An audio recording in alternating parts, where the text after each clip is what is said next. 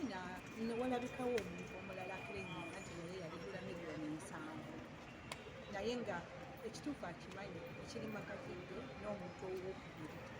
Nze kyembaagaza ttaka lyange sirina byakyembaagaza bagule ettaka lyange ate bayige n'empisa mu public balekerawo okubonyabonya society. Tukola sente zaffe tewali amanyi engeri gye tuzikola mu bulumu obungi okoze obusente bwo omusajja n'ava eri nakuba ekibusebo.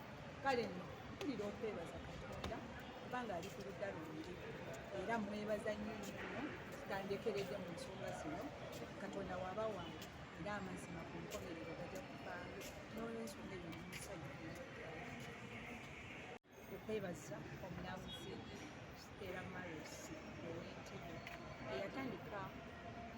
eyatandika ku musango gwange kubanga gwatuukira mu Malonzi y'omu ku bamagisitreets abali just muno mu ggwanga era nga mwebaza nnyo engeri gy'akolamu ebintu bye, engeri gy'akolamu emirimu gye. Mukama amumpeere omukisa omunene kubanga bwe tuba ne bamagisitreeti abalungi bwebase ebizibu biba bigenda kutuneera mu society. Abantu abatutugumya baba bagenda kulekera awo kubanga ekyamazima abantu batubonyaabonya n'okola obusente bwo n'otoba osobole okuvaayo oli n'ava eri n'akushatinga. Kati singa tuba n'abalamuzi bwe batyo nga be bajjudde eggwanga lyaffe ebizibu biba bigenda kukendeera era nze ndi musanyufu nnyo nti ebintu byange byagwa mu ngalo entuufu biva mu ntuufu bigwa mu ntuufu biva mu ntuufu bigwa mu ntuufu. Kale mukwebaza Katonda.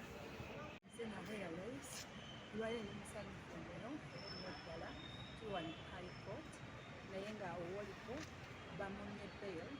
Njagala kutwala obuvunaanyizibwa okwebaza omulamuzi Muwata Isaac okusobola okumma owoli bail n'okuwuliriza ensonga zaffe nti ddala okumukwata kyali kizibu nnyo era singa bamuta aba ajja kudduka asobola okudduka.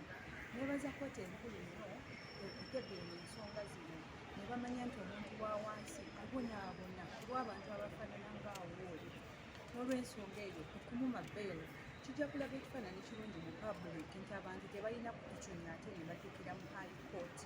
Ntwala okwebaza kwange eri buli muntu yenna eri ettiimu ya High Court okusobola okukola okusalawo okulungi okufaanana bwekityo era nga abali eyo abatugumya abantu mumanye nti mulina we muddukira kubanga yo High Court ekikoze. N'olwensonga eyo ndi musanyufu nnyo muwolika agenda aweze emisango gye kubanga si musajja mwangu.